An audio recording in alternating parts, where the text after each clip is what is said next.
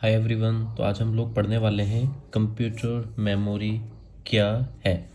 मैं आपको आज ये सब कुछ हिंदी में समझाने वाला हूँ कि कंप्यूटर मेमोरी क्या है। कंप्यूटर मेमोरी को पहले पढ़ लेते हैं। कंप्यूटर का वह भाग होता है जिसमें कंप्यूटर का सारा डेटा सेव होता है। तो आप लोगों ने कंप्यूटर तो देख लिया है, अब आपको ये समझना है कि वो कंप्यूटर चलता कैसे है, कैसे वो कंप्यूटर्स काम करते हैं। तो जब किसी चीज़ को समझना है तो उससे सबसे पहले हम उसकी मेमोरी की बात करेंगे, ठीक है। अब आप ये समझ लो, अगर मनुष्य को समझना है तो मनुष्य को समझने से पहले उसके दिमाग को समझना ज़रूरी है। तो मेमोरी जो है इन मनुष्य के दिमाग के जैसा ही है, ठीक है। कंप्यूटर का वह भाग है जिसमें कंप्यूटर का सारा डेटा सेव होता है, ठीक है। एग्जाम्पल के तौर पे समझाया है हमारा माइंड।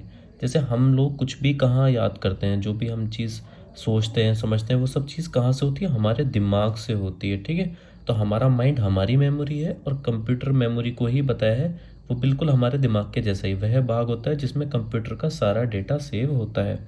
अभी हम आपको नीचे ये भी बताएंगे कि वो क्या है कंप्यूटर मेमोरी। जैसे हमने तो ये बता दिया कि माइंड हमारा डेटा स्टोर करता है, तो कंप्यूटर की क्या वो चीज़ है जो मेमोरीज में स्टोर होती है, वो हम नीचे बताएंगे आपको, ठीक है। तो नीचे चलते हैं। कंप्यूटर को खोलने में कंप्यूटर में कोई भी प्रोग्राम को चलाने या देखने के लिए मेमोरी का इस्तेमाल होता है। आप कंप्यूटर को आपने ऑन कर लिया, ठीक है। अभी आप नए हो कंप्यूटर में, आपको कुछ भी नहीं पता। जब आप कंप्यूटर लाइट से आपने ऑन करा, जब कंप्यूटर ऑन हो गया तो आपने कुछ भी आपको स्क्रीन पे दिखा, आपको कुछ भी चीज़ चली, वो कहाँ से चली, कहाँ से उठ के आई, वो सब चीज़ मेमोरी से उठ के आई, ठीक है। वही लिखा है, कंप्यूटर को चलाने में या देखने में जो भी चलने या देखने का जो भी काम होता है, वो चीज़ कहाँ से उठ के आती है, वो मेमोरी से उठ के आती है। जैसे हम लोग कोई भी एक्टिविटी करते हैं तो वो कहाँ से चलती है, हमारे दिमाग से चलती है। ऐसे कंप्यूटर को जो भी चीज़ हम स्क्रीन पे दिखती है हमारी, वो कहाँ से आती है, कंप्यूटर की मेमोरी से उठ के आती है, ठीक है। अब थोड़ा सा नीचे चलते हैं। अब आप कंप्यूटर मेमोरी समझ रहे हैं हल्के हल्के। इसका एग्जाम्पल देख लीजिए। जब तक कोई चीज़ हमारे दिमाग में नहीं होगी हम उसको नहीं सोच सकते।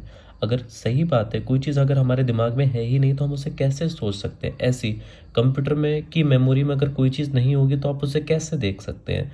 तो इसका मतलब कंप्यूटर में आपको जो भी दिख रहा है वो कहाँ से उठ के आ रहा है, मेमोरी से उठ के आ रहा है। अब आपको नीचे लेके चलते हैं, थोड़ा सा और डीप में समझाते हैं आपको। ये ग्राफ समझिए पहले आप। ये जो डायग्राम है ये बहुत यूज़फुल है आपके लिए। इसमें बनाया है, ये कंप्यूटर हो गया, ये सीपीयू हो गया, ये कंप्यूटर मेमोरी हो गया। अभी आपको ये सीपीयू नहीं पता, अभी आपको समझने की ज़रूरत भी नहीं है, नेक्स्ट वीडियो में समझाएंगे आपको।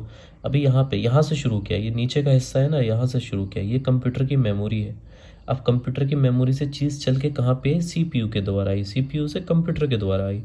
समझे आप चीज़ें कैसे चल रही हैं। अब एक चीज़ और आप समझ गए यहाँ पे इससे, कि कोई भी चीज़ कंप्यूटर मेमोरी से कंप्यूटर तक डायरेक्ट नहीं आती, उसके बीच में ये जो है सीपीयू, ये वो काम करता है।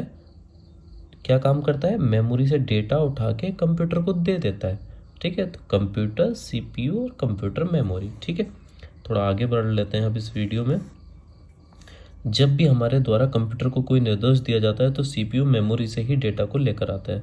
यही समझाया आपको। जब भी हम कोई कंप्यूटर को कोई निर्देश देते हैं, कोई कुछ एक्शन लेने के लिए बोलते हैं, तो वो क्या करता है, कंप्यूटर कंप्यूटर जाता है सीपीयू के पास, सीपीयू किसके पास जाता है, कंप्यूटर मेमोरी के पास।